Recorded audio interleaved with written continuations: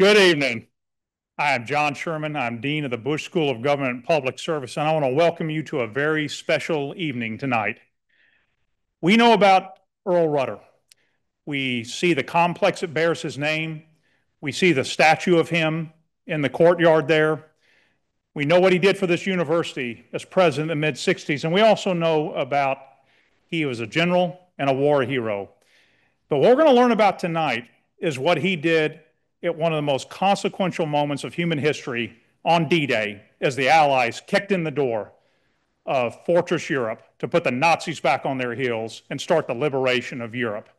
And then Lieutenant Colonel Earl Rudder led the 2nd Ranger Battalion at Point du Hoc.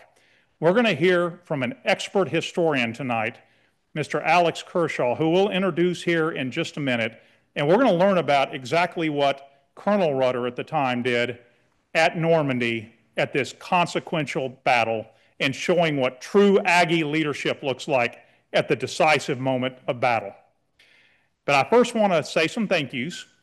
I first want to thank Tim and Amy Leach for being the inspiration and organizers for this. Let's give them a big round of applause.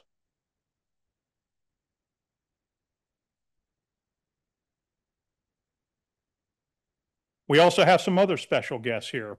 We have Linda Rudder Williams and her husband Jim, as well as Ann Rudder Erdman. Let's give them a big round of applause.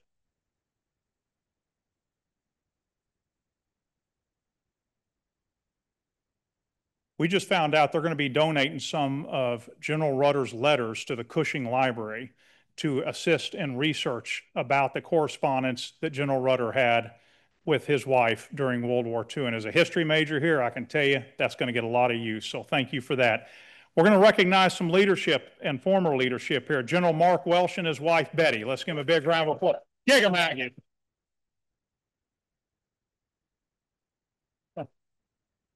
Yeah.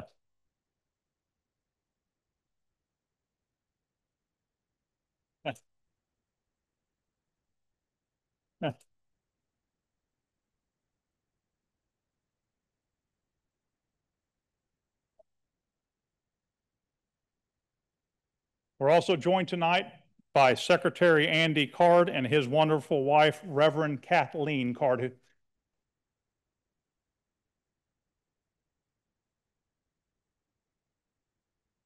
One of my close colleagues and who I can't thank enough for all she did, Chief of Staff to President George H.W. Bush, Gene Becker. Gene.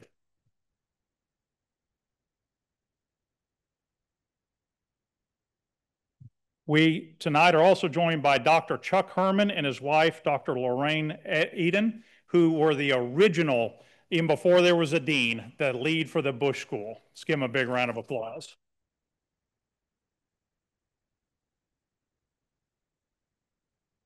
We're also joined by Lieutenant General Chip Bierman and his wife, Beth, Commandant of the Corps of Cadets.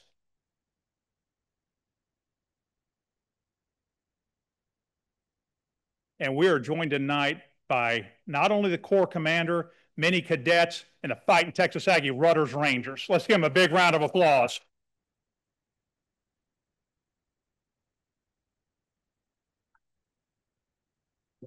And last but certainly not least, we have a number of partners who help us do what we need to do at the Bush School.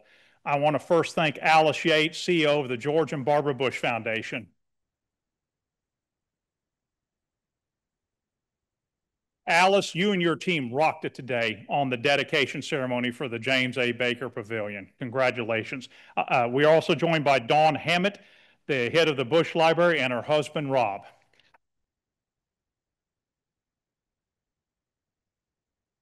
My friend and colleague, Tyson Vocal, Fighting Texas A class of 1996, head of the Texas A&M Foundation. And somebody Liz and I are personally indebted to for all he's done all the way back to when we were students here. Porter Garner, head of the Association of Former Students, and his wonderful wife, Lisa.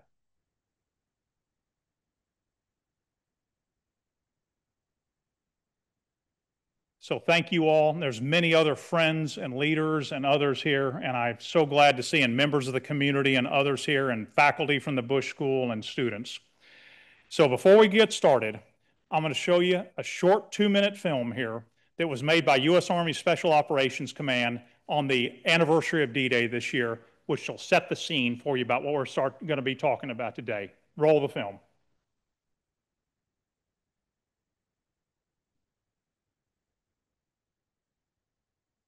Our charge is simple. Together, we keep their story alive. Uncertainty, doubt, fear. Among those 225 Rangers to reach the cliffs was PFC Howard Bowens, 19-year-old kid from New Jersey.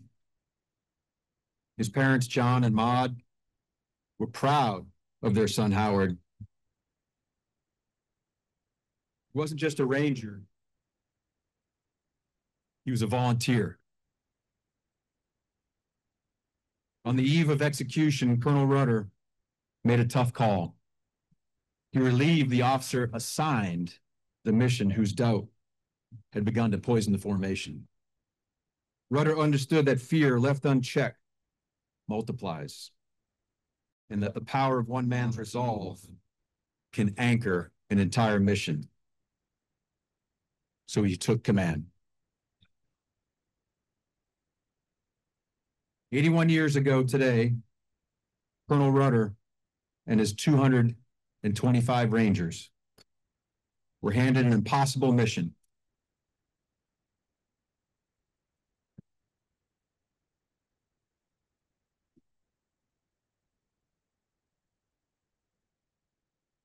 Scale these 100-foot cliffs behind, silence the gun, and protect the landings. 40 minutes from shore, nothing was going right. 2 landing craft are lost, the rest are off course. Rangers are already in the fight before they ever hit the beach. In that moment, Rudder didn't wait for clarity. Individual heroic action leads to historical moments. He would have to lead the way. And lead the way he would. So before we introduce Mr. Kershaw, I'm honored to bring a Bush School student up here, Captain Connor Pierce, who just joined us from the 75th Ranger Regiment. He has been in combat for the last 13 years, and he carries on the torch passed down by Colonel Rudder all those years ago. Connor, please come up, sir. Let's give him a big round of applause.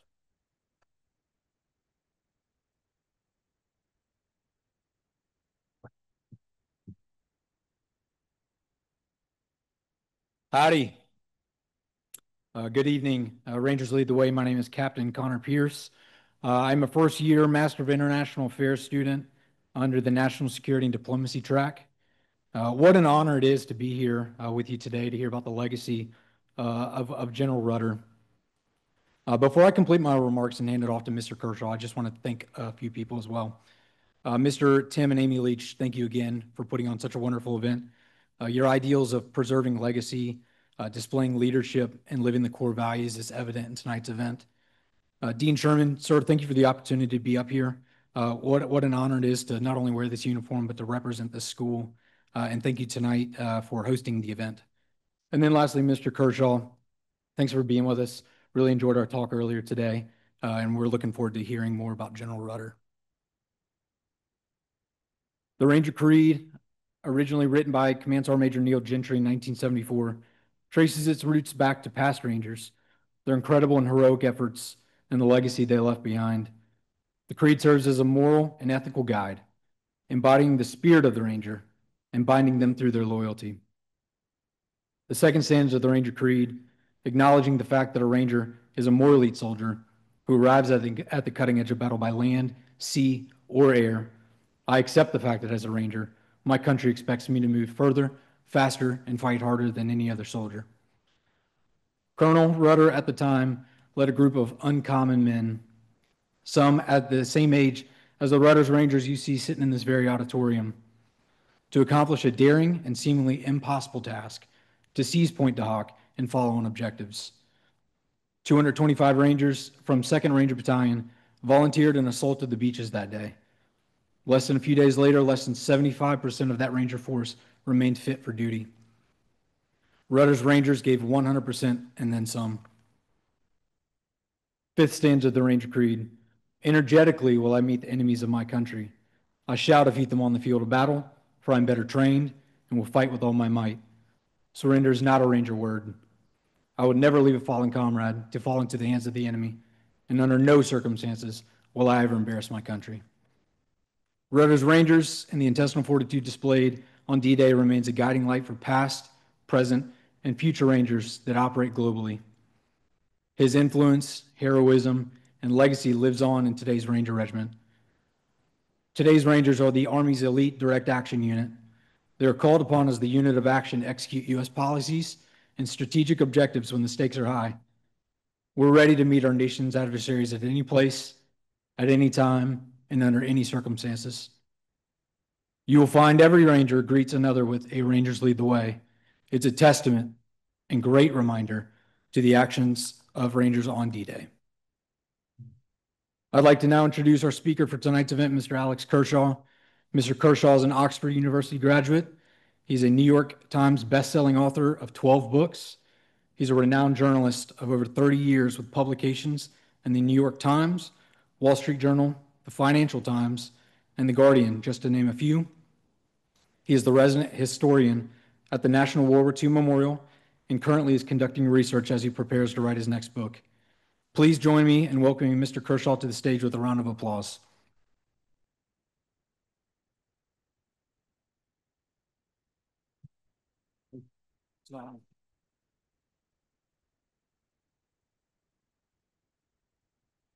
Can you all hear me okay? It's wonderful to see everybody here, but especially these two fantastic Aggies. We went on a pilgrimage, is it 7, 8 years ago now, to Pointe du Hoc, a pilgrimage that I remember with a lot of affection. It was a wonderful time. Thank you for bringing me back. So as I was looking into your spiritual father, I have to be careful because I'm in front of a rather biased audience here.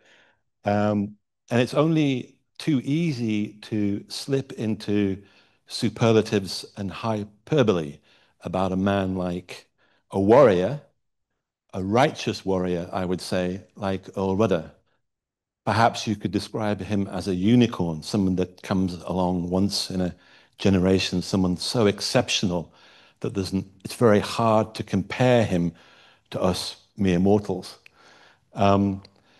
Infinite attention to minor details. That was something that he personified, embodied. And before I came over this evening, I was looking at a photograph of President Rudder, General Rudder, taken just in the last year before he died. And I realized that I am actually now, believe it or not, I'm the same age as him when he died. I'm 59. Why he means a lot to me, and as I get older, why righteous warriors, I will stress that, why they mean more and more to me, is because I myself realize that my entire 59 years, I owe them, the life that I've had, I owe those years to General Rudder and men of his generation. So we'll go through a few images. I'll try and make this as quick as possible. Then I'd love to answer some questions. So if someone could perform the magic, that would be great. An American Spartan, someone that grew up in a particular time in this country where patriotism was inborn. It was natural.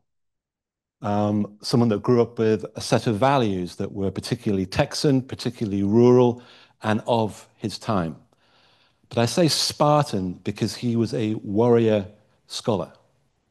Not a very good scholar to start off with, but he made himself into a good scholar. But he is a product of a certain period and time and culture in this country. Today, when I was with some of the students here at the Bush School, I was uplifted I was given hope, because I think that this is a place that generates the kind of talent and altruism and Americans that we need more than ever. You can tell that I have a limey accent. Those of you who remember World War II will know that that's a bad self-deprecating joke. We're the limeys. Actually heavily involved with Rudder in the training and planning for the operation at Pointe du Hoc. But people abroad, people like myself who grew up in a different culture, people in the world today, they may not admit it, but I bet you that more than ever, they look to America for moral leadership, not just for military power and soft power, but to be the America that America was in 1941 to 1945, when it literally saved and preserved the free world, when it literally saved and preserved civilization as we know it, as we take it for granted.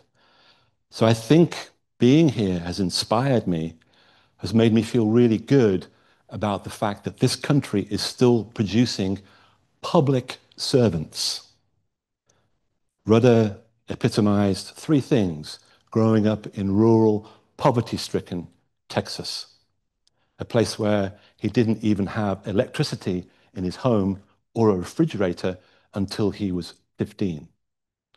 All of you in this room can imagine what it would be like to spend a summer in rural Texas without electricity or a refrigerator. He then became an Aggie, went to another college I won't mention first, but then made the right decision and came here, became a football coach, and he was a superb football coach. That's the first part of his life. The second part of his life was the cauldron of combat. His character had been developed by then, by this institution and by his background, and it was tested to the ultimate. He came back after World War II. There's a wonderful woman in the audience who is his daughter, and we talked about this earlier on. And she would not be here if it hadn't been for something, because of something that you could only describe as miraculous or extremely fortunate.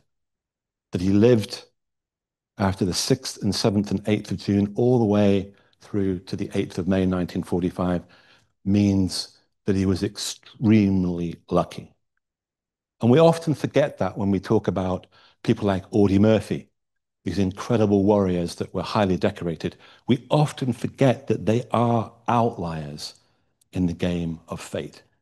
They were extremely lucky to come home. When Rudder came home, he asked himself, why was I saved? Thankfully for this great country, hundreds and hundreds of thousands of Americans asked themselves that exact same question. Why was I saved? Because of his upbringing, because of Texas A&M, because he was an Aggie, because of his background, he was able to answer that question with a purpose. And the purpose was public service, to devote the rest of his days to others, to making their lives better. And when you look at Texas A&M today with what, 80,000 students, what an astonishing, astonishing legacy for a man that decided to devote himself to you, basically. Very quickly then, if someone could bring up the first slide, second slide, sorry. D-Day was a very risky operation. There was no plan B, as Omar Bradley, commander of American forces on D-Day, said. If we'd failed, we weren't going back. That means no end to the Holocaust, no end to the killing of 2 human beings every second in the summer of 1944, the Jews at Auschwitz, you and you every single second. No end to mass industrial murder. Very highly risky operation. The Brits, us, we were particularly worried about it. Churchill didn't sleep the night of the 5th of June. Very risky. Never been attempted on this scale, any operation on this scale before. Bradley, who I just mentioned, in his memoirs said that the most dangerous mission, the one that you didn't want to be on unless you were a ranger, was the taking of Pointe du Hoc between Utah Beach and Omaha Beach, the two American beaches of 5. Utah, almost 30,000 Americans landed on the 6th of June, 1944, less than 200 casualties, a miracle of planning and fortitude. Omaha, over 900 Americans slaughtered in around about 2 hours. At Pointe du Hoc, you had gun emplacements that pointed at Utah and Omaha. Therefore, they had to be taken out. They had to be neutralized. Otherwise, you would have had a far greater slaughter. The mission was given to Earl Rudder's 2nd Ranger Battalion. This over here on the left is the pre-invasion bombing. I've used this photograph so you get a pretty good idea of the promontory, how Pointe du Hoc juts out into the English Channel, and we bombed the hell out of it. We bombed it almost to smithereens in parts of that area. And over here you can see the result of the pre-invasion bombardment and actually American shelling by the Navy on the 6th and 7th and 8th of June. Most important thing to note about this photograph here is you see the different units from the 2nd Ranger Battalion.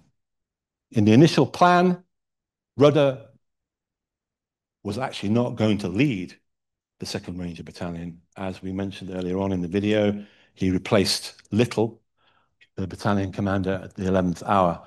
The initial plan was to land half of the 2nd Rangers on this beach here and the other half on this beach here. He adapted very quickly under enormous stress and pressure and decided to land all of the battalion along this beach here. Next image, please. One of the questions that often comes up about Pointe du Hoc is how on earth did they manage to get to Pointe du Hoc without being massacred? In the landing craft that took Rudder and his fellow Rangers toward the Norman coastline were Brits, us. Again, I'll stress, us Limeys. And Rudder had no authority over a single English naval person. Not one person could he give an order to. That was the way that it was organized. The coxswain, whoever it was in a British naval uniform, Rudder had no right to say anything to him apart from, "Hi, howdy, how are you doing?" Note the howdy. I did. And it's that, isn't it? It's not both thumbs, it's just one. So he didn't say, "Hey, howdy, you're going in the wrong direction," because the Brits were going in the wrong direction. They were headed toward Pointe de la Percée, which is over here. Pointe du Hoc is over here. And around several hundred yards from the beach, it's around 6 o'clock in the morning when the light's starting to, the sun is coming up. You couldn't see it because it was very cloudy. The water's 57 degrees. The winds are around 15 miles an hour. It's very choppy. They're in boats that lie low in the water. The sound of gunfire is extraordinary.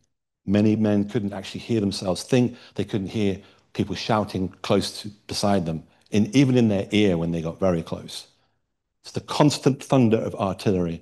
And Rudder, at the front of his boat, at the front, not at the back, at the front of the boat, looks over and sees what he thinks is Pointe de la Percée and realizes that the coxswain is taking them to the wrong place, that they should be over there rather than over here. And he makes a very quick decision. And this is a defining moment in his life because it actually determines the success of this, the most dangerous mission. He trusts his instincts. In several places, I've read that he had an uncanny ability to trust his instincts, to trust a hunch. And the fact that he could not only trust his instincts, but then immediately act on that hunch means that he was used to doing that, that he'd been tested over and over again in his decision makings. He trusted himself because he'd tested himself. Over and over again, he had tested himself so that he could trust himself to make life and death decisions for hundreds of men and then eventually thousands in World War II.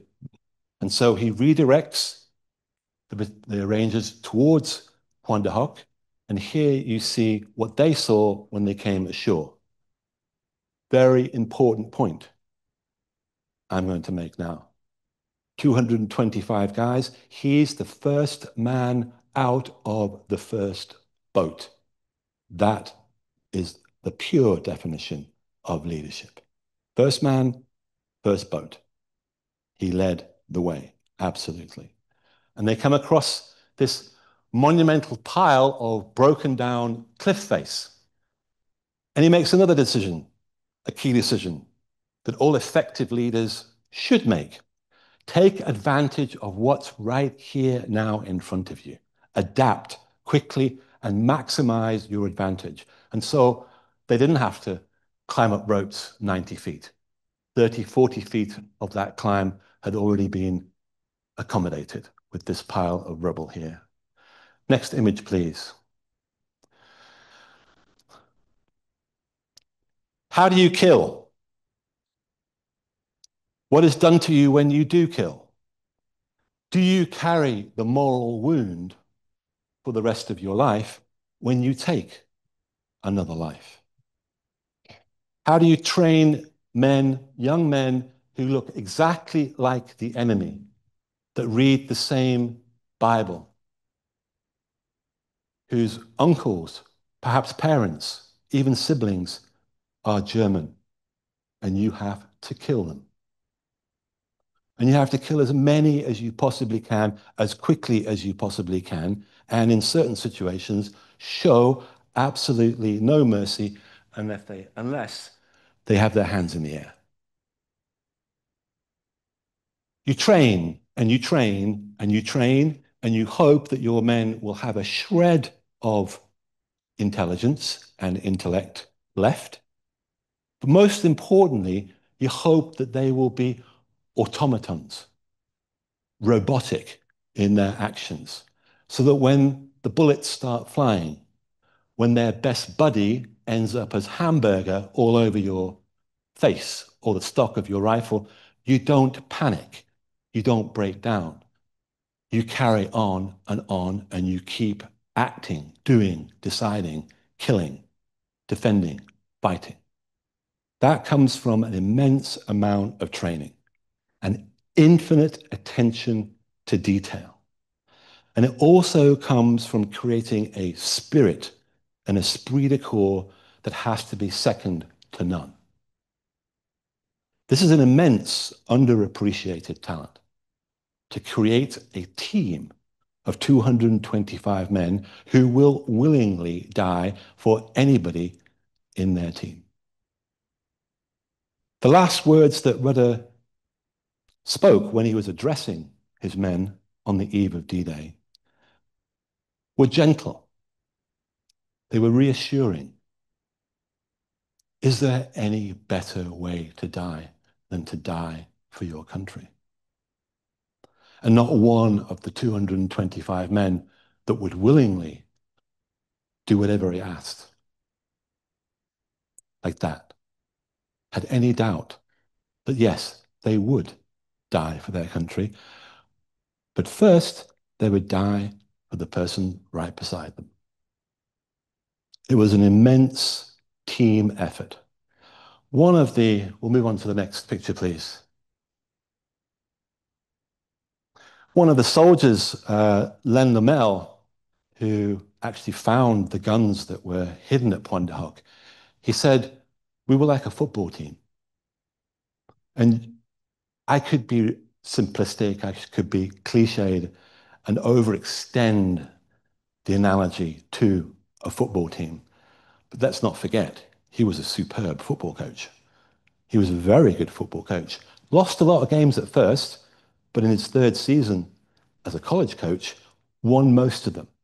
He knew how to get the best out of average athletes and get the very best out of good athletes. He was encouraging, stern but tender. He made sure that his men knew that he cared about them, but there was a point beyond which they couldn't go. This is apotheosis.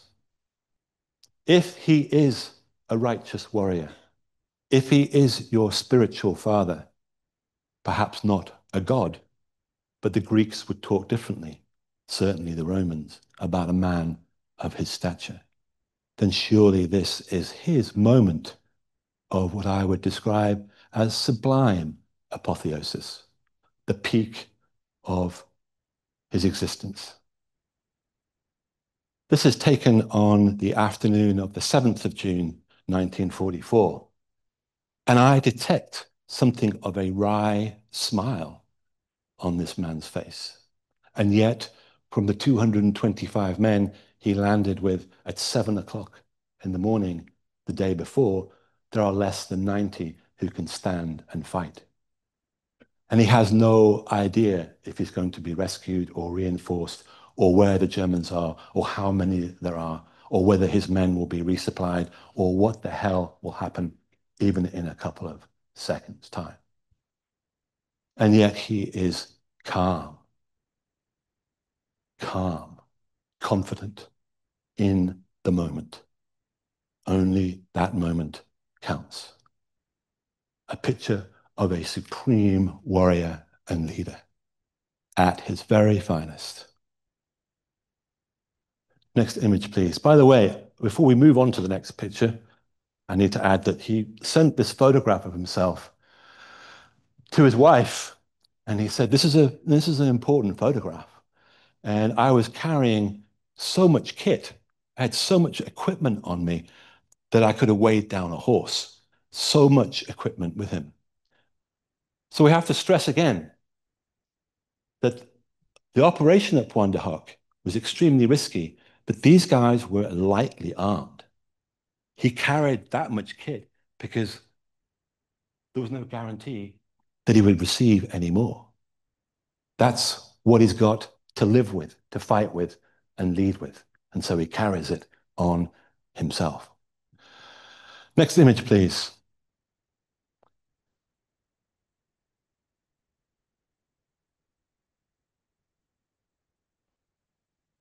That's a beautiful image. It's an image of victory. It's an image of overcoming the odds, of resilience, of the ultimate football game that you've won, a game of combat, which they took very seriously indeed. And there he is, standing there, 34 years old, with 2 children back in the United States. Well over 70% of his men have been killed or wounded in the last 48 hours. And that flag is placed there, not as a propaganda picture, although it makes a really good one. It's a fantastic picture of American greatness, especially if you love democracy, you love freedom, and like me, you're a European. American greatness. And he's watching the Germans here being lined up and taken out onto the beach down here and on landing craft, probably to a nice, cozy POW camp in Texas, where a lot of them ended up. We actually went to this spot and we tried to recreate the photograph a little bit with that flag in the background. So to cut a long story short, because it is getting long, what happened was that they were stranded on Pointe du Hoc. They achieved their objectives very quick. The only way that you are going to succeed with this kind of operation, this so-called impossible suicide mission, there's no such thing, if you've got the right people, by the way, is that you do it very, very fast. You train extremely well, you cover every single detail, you cover every contingency, you cover everything that could go wrong, and you do it very fast with surprise and daring. And that's what they did. In fact, they were up those cliffs in less than 5 minutes. Less than 5 minutes, and had taken out the guns, found the guns and taken them out in less than an hour. So the initial mission succeeded in less than an hour. So that's only 8 o'clock on the 6th of June, 1944. This picture's taken around about midday on the 8th of June. It was the 48 hours that they had to stand and hold and defend their positions against almost constant German counterattack that accounted for most of the fatalities and deaths and the stress and the endurance, and I would say the legend of what happened at Pointe du Hoc. Getting up the cliffs, taking out the guns, etc., on the morning of the 6th of June was relatively the easy part. Staying alive, to be in this photograph, certainly if you're this gentleman here, was the really difficult part. And let's not forget that this photograph is the 8th of June, 1944, and he would then follow American liberators being promoted, ending up in the 90th Division as a regimental commander, right the way until the war ended on the 8th of May, 1945. An extraordinary record that began on a high and ended on an enormous note of victory and liberation for the continent that I love. Final photograph, please. I think it's the final one. Next picture, photograph, please. Not quite the final one. I'm having a flashback now to in 2019 when I was here talking about a book called The First Wave, and Bud Rudder was actually in the audience, and I asked a really dumb question, which was like, can you name who this gentleman is, with the arrow pointing at him? And Bud Rudder, I think he stood up and said, that's my dad. And I can now say something different. I can now say it's your dad. Your dad. Thank you for being here, by the way. Can we give these people a round of applause? They're amazing.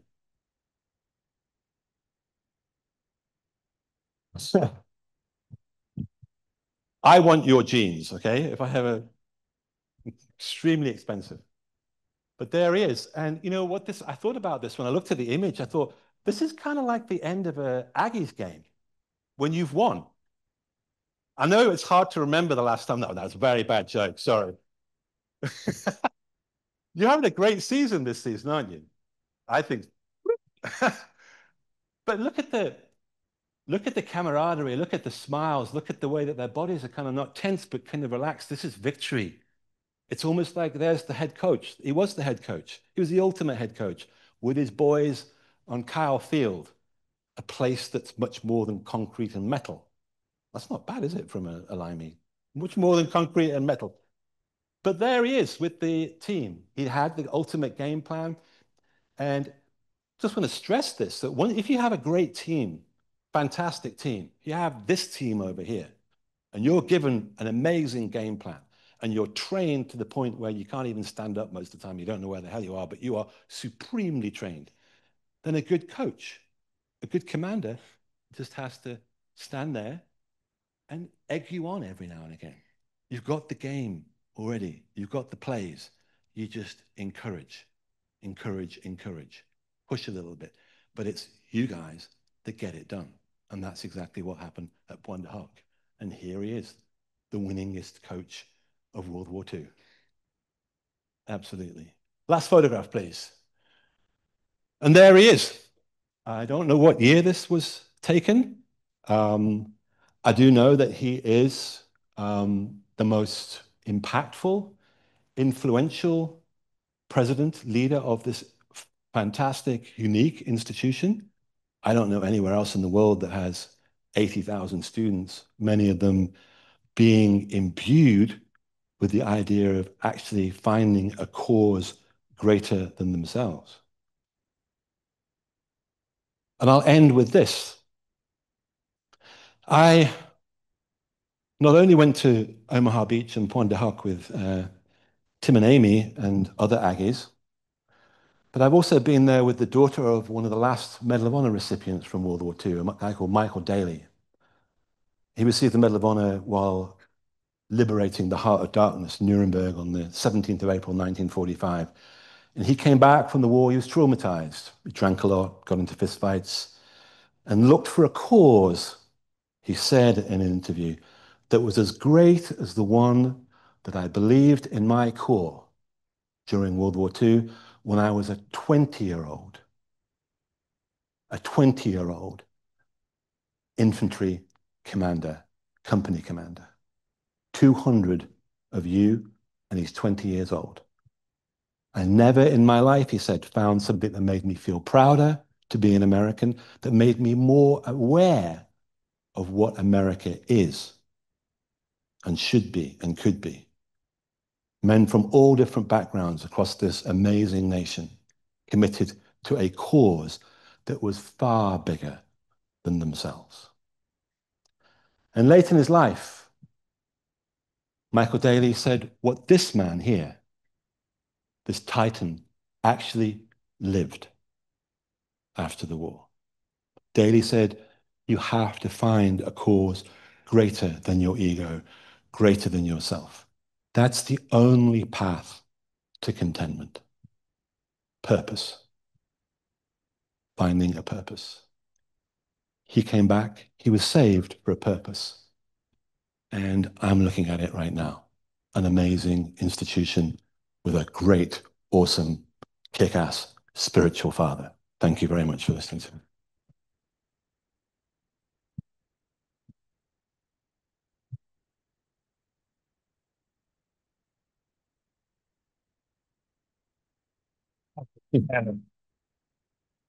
Wow. That was off the top of my head too, so no script, did you notice?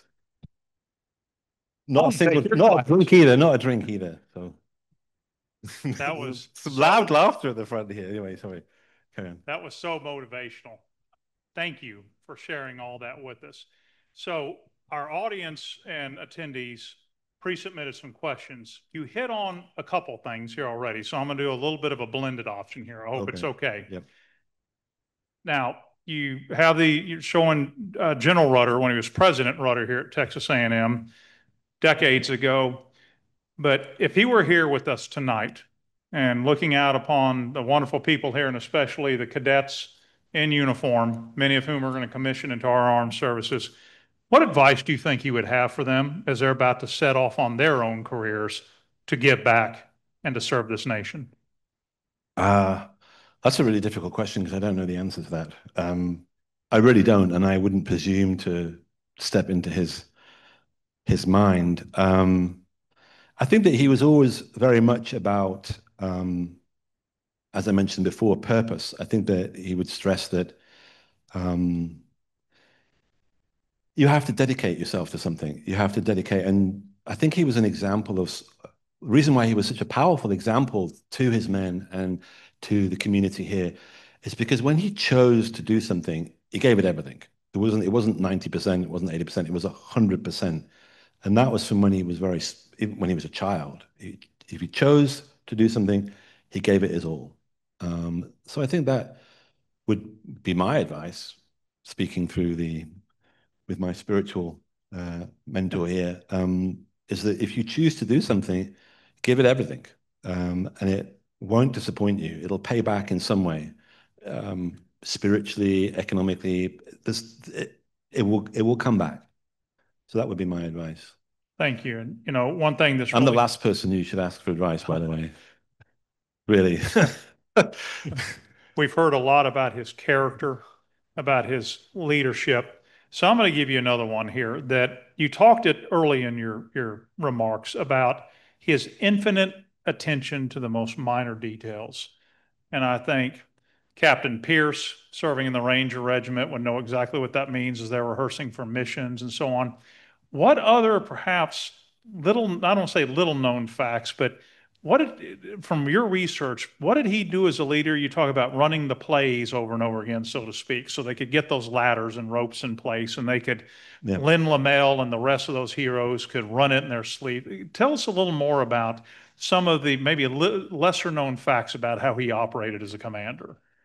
Well, I was thinking this morning that it's quite interesting because in World War II, certainly as a ranger, his role was very different in fundamental ways to what it became when he became president of Texas A&M, because there were all sorts of thorny political issues, cultural issues that you couldn't solve quickly, that had to be done gradually with consensus. But as a ranger commander, as a combat commander, he had a great privilege. Only one man could actually veto his decisions or his choices. or rather his team selection. And that was Omar Bradley. That's as far up as you can go apart from Eisenhower. So the 225 men that landed with him at Pointe du Hoc had been very carefully selected by him. If you didn't cut the mustard, you were out. Officers, didn't matter. You had to reach a certain standard. He had two questions when he was selecting men for this elite unit, and it became extremely elite. We didn't have Navy SEALs then. This was as elite as you could get. He could pick any man from anywhere. The commanding officer of that man could not refuse. They'd have to talk to Omar Bradley, and they didn't want to do that. And he would ask them two questions. Were you in the Boy Scouts?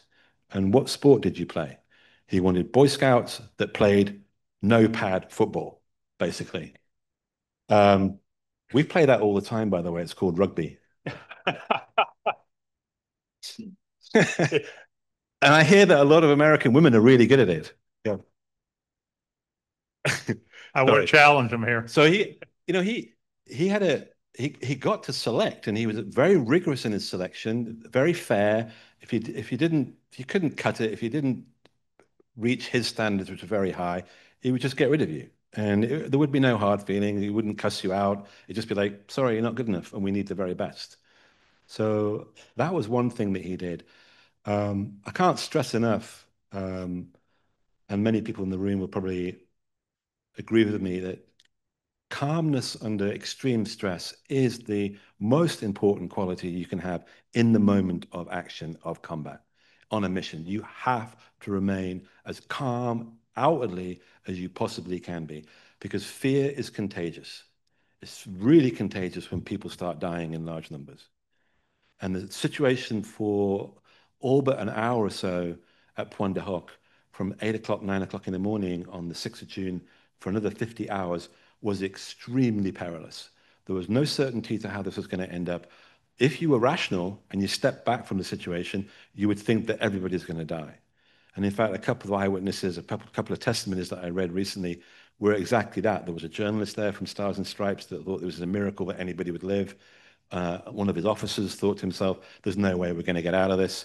When that photograph was taken of Rudder almost smiling, which I think is such an incredible shot, that was the most perilous moment of the entire 2 days. And yet he's sat there as if he's getting a suntan at the beach, just this kind of almost winsome smile on his face, a picture of calmness. With calmness comes authority. With calmness comes confidence from the men that you lead. You have to stay really, really calm as you possibly can be, even if inside you're not. And I don't believe that Rudder really was anything but calm. I think he knew himself so well, he'd been tested so much, that he actually was calm. And as he said, when I made that decision to move our landing craft that way rather than that way, I took control. He complained about it. We had to take control of the situation.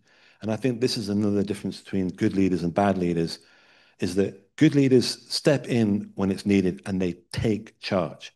They take full responsibility, full accountability, and they solve problems. I think when he came to Texas A&M, the problems were different to being killed. It was academics. No one's smiling when I said that. There's obviously a lot of academics here. But he had to deal with a very different culture. And the way that he approached that was to build consensus and to talk things through, but not to sit down endlessly on Zoom. Didn't have it back then, but people do it too much now. Not to just talk through things endlessly, but to sit down and say, okay, what is the solution here? Let's talk about the end of this. What's the best solution? And to focus the debate and the time that people spend on a solution rather than just dialogue. And I think that served him well as a leader in peacetime. And that was actually going to what you talked about with his leadership qualities. And you've written so much, sir, about D-Day, you know, the 5 beaches, the airborne landing areas, and all of the incredible individual stories from the privates to commanders like Earl Rudder. But you've told us tonight some qualities he had of calmness, preparation, trusting his hunch. And I think there's other commanders like with the Oxen Bucks at Pegasus Bridge and Joe Dawson at Omaha Beach on First Infantry. What else would you say that made him so successful? What other qualities would you be able to maybe highlight for us? Was it bonding with his men? Was it the motivation? And you talked about how he was gently talking to him beforehand without getting him too fired up, but fired up enough to get it done. What else would you say there, sir? I think he planned. He was a superb planner. This is what a lot of really effective combat leaders have in common. They plan religiously. They plan extremely well. I alluded to this earlier on when I said that it was like a coach stepping back and letting the boys take over and play out the game. Um, he was that was possible because he had planned so well. To the point where when he was coming in toward the Norman coastline, he alone was able to look at the coastline very hazy. You couldn't really see anything apart from just an outline of cliffs. But he'd seen so many photographs. He'd pored over so many photographs, so much intelligence that something snapped in his brain. He's like, "We're off course." That's planning. That's diligence. It's uh, it's it's being ready. He was well liked. He was a likable person. When he was at high school, when he played football, he was very popular. He was very popular as a college football player. He had a great smile, $1 million smile. They said he had charm, he had personality, he had authority. He was a natural born leader in the sense that some people are. I do believe that. Um, and he was likable, and he was very responsible. He was fair, very fair. And everybody was in no doubt that anything that he asked them to do, he would do himself. I only came across one situation where he lost his cool, where he really started to berate his men, which is out of character. And that's why it struck me. And that's when his battalion there had been several complaints about their standards of behavior while they were stationed in Britain. And so he assembled the entire battalion in front of him, and he really laid into them. And he stood there and he said, "Any of you want to take this a step further, stand up here, walk up here, and we'll fight right now." So he was ready to go fist to fist, mano a mano with anybody in his battalion. And they got the message very clearly that there were standards that you had to meet and that he himself would fight to maintain them. And I think that's another element of good leadership. Patton had that too. Um, you have to show that you've got the right stuff too. And remember, at that stage, they'd never seen him in action. It was all theory. It was all training, practice, words. There was no action yet to back up who he was. But then when the action did come on that fateful morning, they get up to the top of the cliffs. The guns are gone. They've been moved. The Wehrmacht has moved them inland. And you talked about Sergeant Lynn Lamel and some of the others. They took the initiative and moved inland. Was that a result of the environment that Colonel Rudder created to train them and execute on the mission without having to be told every detail? Absolutely. And there was no communication, no effective communication between Rudder and the various squads under his command for almost 2 days. And if you went up in a drone, if you had a bird's eye view of Pointe du Hoc through the 6th and 7th into the early 8th of June, what you would see would be something quite remarkable. The result of a fantastic planner, leader, and organizer, an awesome coach. Because what you would see is 3 or 4 men here or there move here, 3 or 4 move there, almost swarming without any real kind of logic or structure to it. But what they were doing was moving to one place of opportunity, one place where they could observe, one place where they could perform a reconnaissance patrol, one place where they could communicate maybe verbally or through hand signals to Rudder at his command post. So it was almost an organic movement of men under extreme pressure without clear communication with their commander or, in fact, each other. It was almost a sort of an animal that he created that moved and shifted and adapted and became its own entity. It was a remarkable thing. That is a product of extremely well-trained, very confident warriors. As we look at this picture that's on the screen, where he's president of this fine university, there's a picture of LBJ sitting there behind him, and looks like he's got a lot of weight on his shoulders there, navigating issues here. What do you think from his experience as a combat commander, bringing forward to be president of this fine university, some of those same characteristics that he was able to build on? I would assume so. Yeah, absolutely. I think his dedication to it, he was a progressive, and I don't want to misuse that word. It's been misused many times, but it is an essential element of, I think, American greatness is to think of the future and move toward it. This is how I would define being progressive. And he said very categorically, he said over and over and over again, even when people hissed and booed at him when he brought women into this institution, he said that we'll just be a small agricultural technical college with a core, will be forgotten. We won't amount to, can I say, a hill of beans or something like that? Anyway, and it was very difficult to do that. To bring women into the college was the hardest decision, the most difficult, controversial decision he made. But he was dead right. And I want to stress that one of the things that I really admire about Rudder is that he was a humanist. He comes from a long tradition of people that thought that American society should be more compassionate, more inclusive, that people should look after people who couldn't help themselves. He grew up in absolute abject poverty.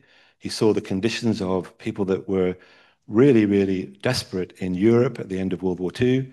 19 million Europeans had been killed in World War II.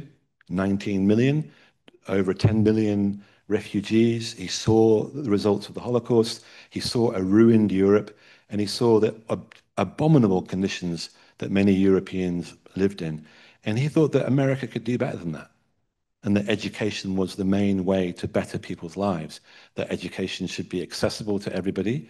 And he said clearly, Texas A&M should be a place where poor Americans can get on, escape their background, and move on in life, move up the ladder. That's what the essential mission of this institution was to him, a place where people could better themselves through education and lead better, happier, more content lives. And the fact that you've got 80,000 people here now doing precisely that is a wonderful result of a fantastic experiment in social engineering that he absolutely nailed and got right. He was a humanist. He cared about other people. He cared about his men. He cared about allowing as many people as possible, women and ethnic minorities, to progress in life. And I think that's something that he shared in common with Johnson, who he was very close to. And he comes from that great and noble tradition of Americans that were born with nothing, given very little, expected very little, and earned everything. That would be a definition of his generation too. That's powerful, Alex, and it draws a direct line all the way back to his rural upbringing. Absolutely. He said no refrigerator till he was 15, and then as a coach, and then a combat commander, and all the way to sitting in the administration building on the east side of this campus. We're almost out of time, Alex. I want to give you the last minute or two here for any closing thoughts you would like to share. You've hit so many key points, but anything else, sir, you would like to highlight about Colonel Rudder, the commander, General Rudder, the higher rank officer, or the man who would become president of this fine university? I don't know. I mean, I don't have any real pearls of wisdom. I will come back to the meeting I had with several of the students at the Bush School, and I did ask them a question, and it's one that maybe you guys might want to ponder. And I said, do you feel any kind of extra or special responsibility being an American looking at a lifetime maybe spent in public service? And my answer to that is that you should, because the rest of the world wants young Americans to be public servants, not only to their country, but the rest of the world too. So yes, there is a kind of extra expectation, maybe, certainly one that I would place on Aggies, that's actually necessary. And that's the beauty of being a young American in a place like this, is that you not only can make a difference, but you can make a global difference because you happen to live in the most powerful country on the planet. And I think the namesake of our School of Government Public Service, George H.W. Bush, would be applauding your statement, sir. And he led that life as well. Alex, this has been incredible. I'm motivated, and I think everybody here is motivated. Thank you so much, My sir. pleasure. Thank Big you. round of applause.